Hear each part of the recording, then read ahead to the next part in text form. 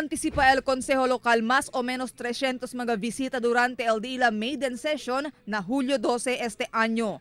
Estaba según na diferentes sektor ang mga visita kung quien sila ya invita. Asigun con el vice-alcalde Cesar Iturralde, ta prinsipye sila prepara aura para el mencionaw aktibidad. Nasangguni ang panglungsod según ay ase con el DILA Maiden Session. No hay según problema na espasyo por causa kahit alcanza na 300 el kapasidad del session hall. Tiene mga 300 no, o más o menos invitation naman release kami. Sí.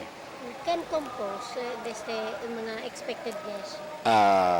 Tiene kita national agency official, local, regional, barangay officials, NGO, the religious group, the academe, and the private sector representative.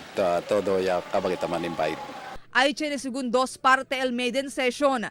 Aga ay tiene oportunidad el mga elegido concejales y ele como el vicealcalde para dale di ila cada igual discurso. Y tarde ay asa sila con el di ila primer session para este di ila termino. El highlight según del programa amo durante ese día también sila ay elegí con el nuevo composición del di ila committee chairmanship.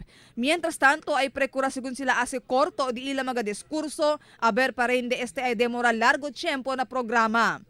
Usually na maiden session ay pasakita resolution consejo whether to accept or not existing house rules.